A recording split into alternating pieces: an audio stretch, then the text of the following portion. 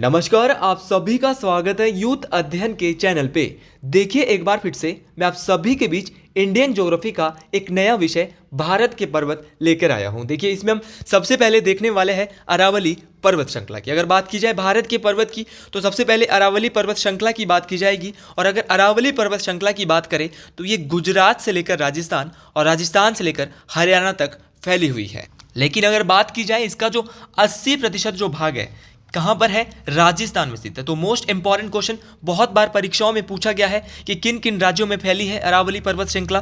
तो एक गुजरात से लेकर राजस्थान और राजस्थान से लेकर हरियाणा, लेकिन इसका जो सबसे अधिकतम जो भाग आता है वो 80% जो भाग है वो राजस्थान में आता है। अगर बात की जाए अरावली पर्वत श्रृंखला की तो ये भारत की सबसे पुरानी पर्वत श्रृंखला है। तो सीधा क्वेश्चन एग्जामिनर परीक्षा में पूछता है कि भारत की सबसे पुरानी पर्वत श्रृंखला कौन सी है। तो भारत की जो सबसे पुरानी पर्वत श्रृंखला है वो है अरावली पर्वत श्रृंखला। देखिए अगर मैं पर्वत श्रृंखलाओं की बात करता हूँ, पर्वत श्रृंखला होती है बहुत सारे पर्वत, और जब पर्वत श्रृंखलाओं के जिसमें श्रृंखला में पर्वत होते हैं तो सबसे बड़ा जो इसमें इन सभी पर्वतों में एक सबसे ऊंची चोटी भी होती है जिसको पर्वत श्रृंखला की सबसे ऊंची चोटी कहा जाता है। तो क्वेश्चन परीक्षा में पूछा जाता है कि जो अरावली पर्वत श्रृंखला है उसकी सबसे ऊंची चोटी कौन सी है। तो अरावली पर्वत श्रृंखला की जो सबसे ऊंची चोटी है वो है गुरु शिखर। गुरु शिखर जो है वो अरावली पर्वत श्रृंखला की सबसे ऊंची चोटी है। बहुत दफ़ा इसकी हाइट भी पूछी गई है। गुरु शिखर जो चोटी है ये भारत के किस राज्य में स्थित है, तो ये राजस्थान में स्थित है और अरावली पर्वत श्रृंखला की सबसे ऊंची चोटी है। इसकी जो ऊंचाई है वो 17-22 मीटर है। इसके बाद हम देखेंगे सतपुड़ा पर्वत श्रृंखला व मेकाल पर्वत श्रृंखला, दोनों ही मोस्ट इंपॉर्टेंट रहेगी। देखिए अगर बात करते हैं सतपुड़ा पर्वत श्रृंखला की, सतपुड़ा पर्वत श्रृंखला जो है ये मध्य प्रदेश में स्थित है। लेकिन ये जब सतपुड़ा पर्वत श्रृंखला मध्य प्रदेश से कहाँ पर छत्तीसगढ़ में प्रवेश करती है तो इसे मेकाल पर्वत श्रृंखला कहा जाता है। तो बहुत दफ़ा ये क्वेश्चन पूछा जाता है कि सतपुड़ा पर्वत श्रृंखला जब छत्तीसगढ़ में प्रवेश करती है तो इस पर्वत श्रृंखला का नाम चेंज होकर मेकाल पर्वत श्रृंखला हो जाता है। इस बात को भी आपने याद रखना है। देखिए अगर मैं सतपुड़ा पर्वत श्रृंखला की बात करता हूं तो सतपुड़ा पर्वत श्रृंखला की जो सबसे ऊंची चोटी है वो है धूपगढ़। धूपगढ़ जो है वो सतपुड़ा पर्वत श्रृंखला की सबसे ऊंची चोटी है और धूपगढ़ की जो ऊंचाई है वो 1350 मीटर है। उसी प्रकार अगर बात की जाए मेकाल पर्वत श्रृंखला, सतपुड़ा पर्वत श्रृंखला जब मध्य प्रदेश में होती है तो इसका नाम सतपुड़ा होता है, लेकिन जब ये छत्तीसगढ़ में एंटर करती है तो इसका नाम मेकाल पर्वत श्रृंखला हो जाता है। अगर बात की जाए मेकाल पर्वत श्रृंखला की सबसे ऊंची चोटी की तो उस चोटी का नाम है अमरकंटक। ये वही अमरकंटक जिसकी ऊंचाई 1036 मीटर है और इसी अमरकंटक की पहाड़ियों से नर्मदा नदी का उद्गम होता है। तो दो नदियां हैं, एक नर्मदा और ताप्ती, दोनों नदियों के बीच एक पर्वत श्रृंखला है, ये है सतपुड़ा पर्वत श्रृंखला। और यहाँ से आ रही है मेकाल पर्वत श्रृंखला से अमरकंटक की जो पहाड़ियाँ हैं वहाँ से आ रही है नर्मदा नदी, और जो है नीचे से जो आ रही है दक्षिण से वो आ रही है ताप्ती नदी। तो बहुत दफ़ा ये क्वेश्चन पूछा गया है, जैसा कि मैंने यहाँ पर इस पिक्चर में दिखाया भी है कि नर्मदा और ताप्ती नदी के बीच कौन सी पर्वत श्रृंखला है। तो सीधा क्वेश्चन आता है कि नर्मदा और ताप्ती नदी के बीच कौन सी पर्वत श्रृंखला है, सतपुड़ा पर्वत श्रृंखला। तो इस बात को भी आपने याद रखना है, ये भी मोस्ट इंपॉर्टेंट बात है। बहुत दफ़ा ये बात परीक्षाओं में पूछी जाती है। एग्जामिनर सीधा पूछता है कि नर्मदा और ताप्ती नदियों के बीच कौन सी पर्वत श्रृंखला है, तो याद रखना नर्मदा और ताप्ती नदियों के बीच जो पर्वत श्रृंखला है वो है सतपुड़ा पर्वत श्रृंखला या सतपुड़ा माउंटेन रेंज। और ये भी आपको याद रखना है कि सतपुड़ा पर्वत श्रृंखला की जो सबसे ऊंची चोटी है वो धूपगढ़ है और मेकाल पर्वत श्रृंखला की जो सबसे ऊंची चोटी है वो अमरकंटक है। ऊंचाई धूपगढ़ की 1350 मीटर है और ऊंचाई अमरकंटक की 1036 मीटर है। मोस्ट इंपॉर्टेंट है। दोनों ही बातें परीक्षाओं में बहुत दफ़ा एग्जामिनर के द्वारा पूछी जाती है। और ये जो विषय आपके लिए, ये जो सीरीज आपके लिए इंडियन ज्योग्राफी की रहने वाली है, ये भारत का कोई भी एग्जाम हो, हर एग्जाम के लिए ये मोस्ट इंपॉर्टेंट रहने वाली है, जहाँ पर आपका जीके रहता है। इसके बाद हम बात करते हैं गिर पहाड़ियों की। अगर गिर पहाड़ियों की बात करें तो गिर पहाड़ियाँ जो है वो कहाँ पर है भैया, गुजरात में स्थित है। कहाँ पर है, गुजरात में ये गिर पहाड़ियाँ स्थित है। इस बात को आपने याद रखना है। अब गिर पहाड़ियाँ गुजरात में है, ये क्यों प्रसिद्ध है, ये भी प्रश्न परीक्षाओं में पूछा जाता है। तो सीधा क्वेश्चन आता है कि एशियाई शेरों के लिए विख्यात गिर वन राष्ट्रीय उद्यान कहाँ पर है। तो एशियाई शेरों के लिए जो विख्यात है गिर वन राष्ट्रीय उद्यान वो भी गिर पहाड़ियों में ही स्थित है। इस बात को आपने याद रखना। या सीधा क्वेश्चन आता है कि एशियाई शेर किन पहाड़ियों में भारत की पाए जाते हैं। तो अगर एशियाई शेर की बात करें, एशियाटिक लॉयन की बात करें तो वो गिर पहाड़ियों में पाए जाते हैं। उसके ठीक नीचे आप महाराष्ट्र आपको नजर आ रहा होगा। और अगर बात करते हैं महाराष्ट्र की तो महाराष्ट्र में पाई जाती है अजंता पर्वत श्रेणी। तो सीधा क्वेश्चन आता है कि अजंता पर्वत श्रेणी जो है वो, अजंता माउंटेन रेंज जो है वो कहाँ पर है। तो अजंता माउंटेन रेंज जो है वो महाराष्ट्र महाराष्ट्र में फैली हुई है। आपने ये भी सुना होगा अजंता व एलोरा की गुफाएं, वो भी मोस्ट इंपॉर्टेंट है। अजंता व एलोरा की जो गुफाएं आपने सुनी होगी, ये भी बहुत दफ़ा परीक्षाओं में पूछी जाती है।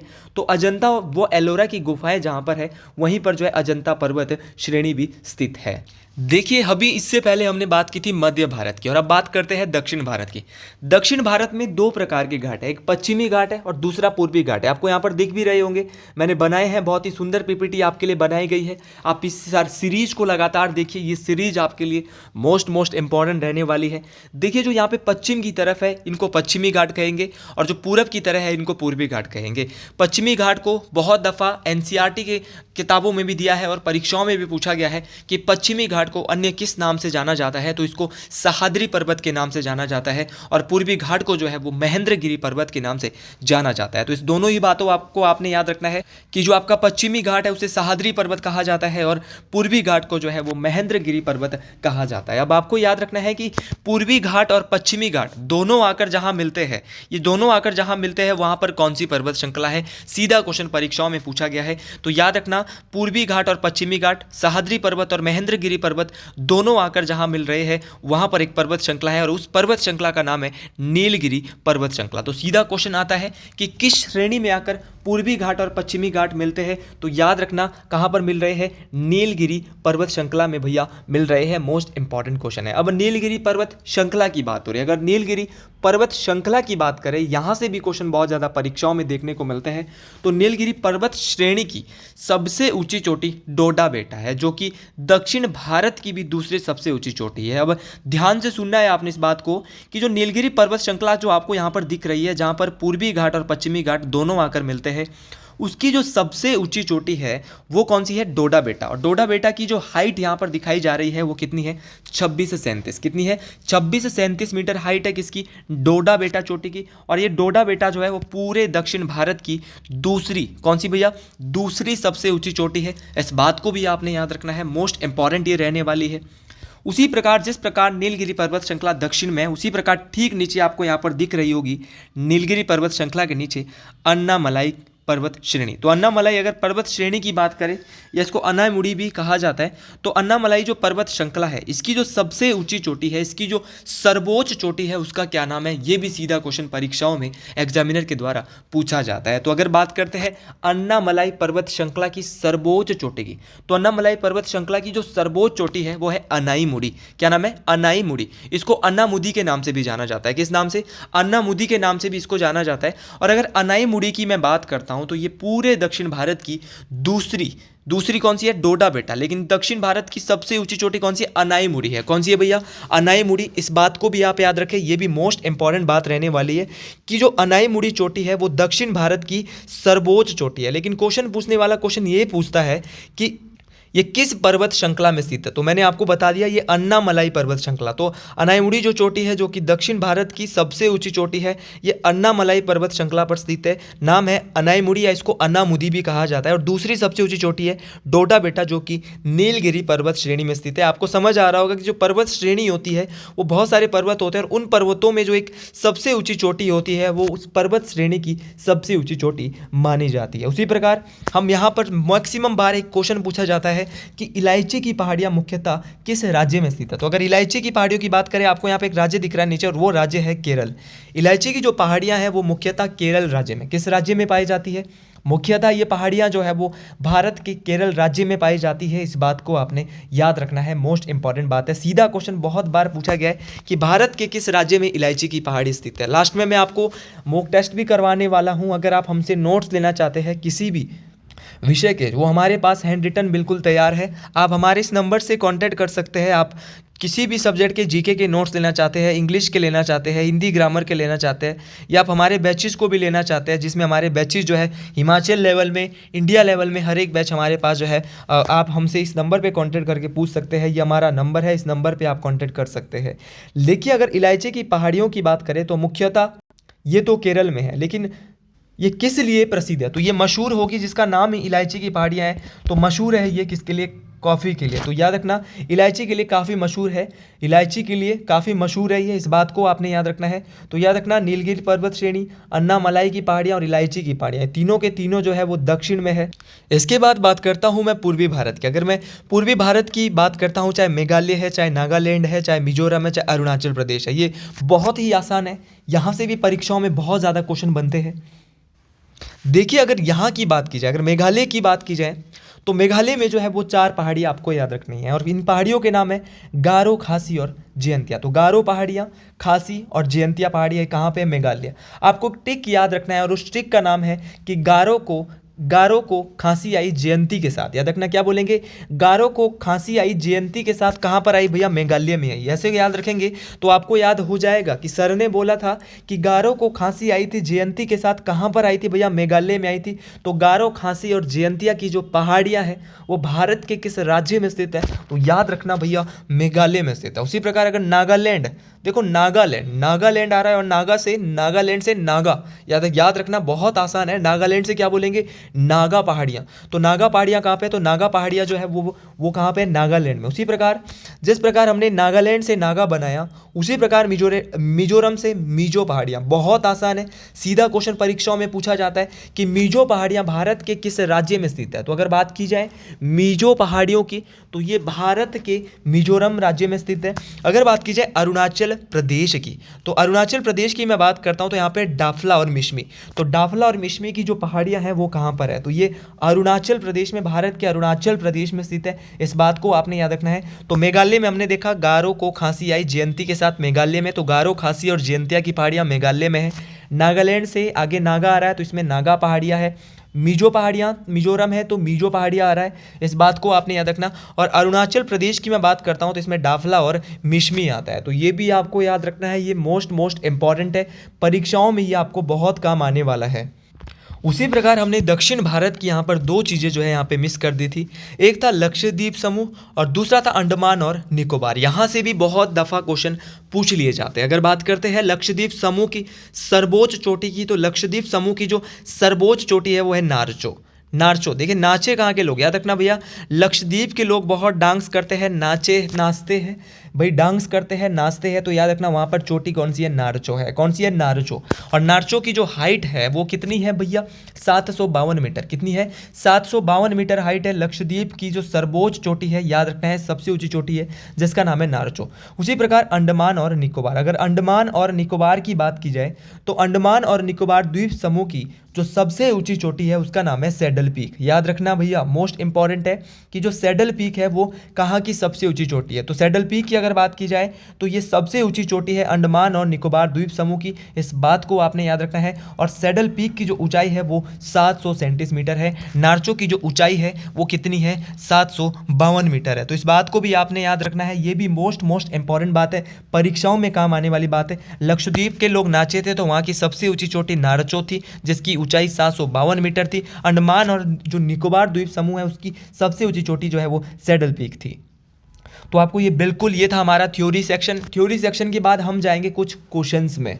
तो इसमें जो हम पहला ही क्वेश्चन देख रहे हैं जो कि एसएससी 2013 में पूछा गया था, क्वेश्चन था कि किस हिमालय की चोटी को सागर माता कहते हैं। देखिए हिमालय की वो चोटी जिसको सागर माता कहा जाता है वो है माउंट एवरेस्ट। माउंट एवरेस्ट किस देश में स्थित है? तो माउंट एवरेस्ट नेपाल में। ये हिमालय पर्वत श्रेणी वाला है, जो हमने इस पर्वत श्रेणी को अभी पढ़ा नहीं है। अभी हमने मध्य भारत, दक्षिण भारत और पूर्वी भारत के पर्वतों को पढ़ा है, उत्तरी भारत के पर्वतों को अभी हमने नहीं पढ़ा है, क्योंकि उनको हम हिमालय पर्वत श्रेणी के अलग अंतर्गत पढ़ेंगे। तो माउंट एवरेस्ट को नेपाल में सागर माता कहा जाता है। ये चोटी नेपाल में स्थित है। और चीन में इस चोटी को चोमू लंगमा, क्या कहते हैं भाई? चोमू लंगमा। तो कहीं ना कहीं इस चोटी को चोमू लंगमा कहा जाता है, नेपाल में इसको सागर माता कहा जाता है, इस बात को भी आप याद रखें। अगर मैं बात करता हूं कि निम्नलिखित में से सबसे प्राचीन पर्वत श्रेणी कौन सी है, मतलब कि सबसे पुरानी पर्वत श्रेणी, तो सबसे पहले जो मैंने आपको पढ़ाया था वो यही पढ़ाया था कि भारत की जो सबसे पुरानी पर्वत श्रेणी है वो है अरावली पर्वत श्रृंखला। तो ऑप्शन सी यहाँ से बिल्कुल सही हो जाएगा। उसके बाद जो अगला क्वेश्चन मेरे को यहाँ पर, ये यूपी पीसीएस में भी पूछा गया है, एमपी पीएससी में भी पूछा गया है, और ये बहुत इंपॉर्टेंट क्वेश्चन रहेगा। अगला क्वेश्चन है कि अरावली पर्वत श्रृंखला का सर्वोच्च शिखर क्या कहलाता है। तो थोड़ी देर पहले ही मैंने आपको बताया है कि हर पर्वत श्रृंखला की सबसे ऊंची चोटी चोटी है। और मैंने अरावली पर्वत श्रृंखला की सबसे ऊंची चोटी बताई है, उसका नाम है गुरु शिखर। भाई हाइट भी बताई थी, कहाँ पे थी, 17-22 मीटर हाइट थी। राजस्थान कहाँ पे स्थित थी भाई, याद रखना है राजस्थान में ये स्थित थी। इसकी जो ऊंचाई थी गुरु शिखर की वो 17-22 मीटर थी। और ये अरावली भारत की जो सबसे प्राचीन पर्वत श्रेणी है, सबसे पुरानी पर्वत श्रेणी है, उसकी सबसे ऊंची चोटी थी। अगला क्वेश्चन यहाँ पर जो है हमें नजर आ रहा है कि नर्मदा और ताप्ती नदियों के मध्य स्थित है। देखिए नर्मदा और ताप्ती, मैंने बोला था कि एक तरफ आ रही नर्मदा नदी और दक्षिण से नीचे से आ रही है कौन सी नदी, ताप्ती नदी, और बीच में क्या है भैया, एक पर्वत श्रृंखला है। उस पर्वत श्रृंखला का नाम जो है वो क्या है, सतपुड़ा पर्वत श्रृंखला। ऑप्शन बी यहाँ से मुझे बिल्कुल नजर आ रहा है। और सतपुड़ा पर्वत श्रृंखला भारत के किस राज्य में है, मध्य प्रदेश में है। एक बार और मैंने आपको बोली थी कि जब सतपुड़ा पर्वत श्रृंखला छत्तीसगढ़ में प्रवेश करती है तो इसका जो नाम हो जाता है वो क्या हो जाता है, तो मेकाल पर्वत श्रृंखला हो जाता है। अगला क्वेश्चन जो कि यूपी पीसीएस में पूछा गया था कि अंडमान और निकोबार द्वीप समूह में सबसे अधिक ऊंचाई वाली चोटी कौन सी है। वैसे तो बहुत परीक्षाओं में ये क्वेश्चन पूछे गए हैं, लेकिन जो एक दिवसीय जो भारत की जो मेन परीक्षा रहती है, जैसे हमने यूपी का यहाँ पर एक बुक उठाई थी पीसीएस की, वहाँ से हमने ये पीपीटी बनाई जहाँ पर हमने देखा कि ऐसे क्वेश्चन बार बार पूछे जा रहे हैं।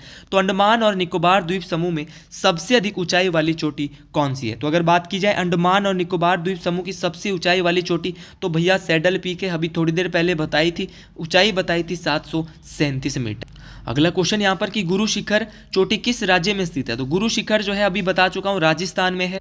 अगला क्वेश्चन देखिए, निम्नलिखित में से किस पर्वत श्रेणी को सह्याद्री के नाम से जाना जाता है। देखिए मैंने आपको बिल्कुल बताया था, पूर्वी घाट और पश्चिमी घाट।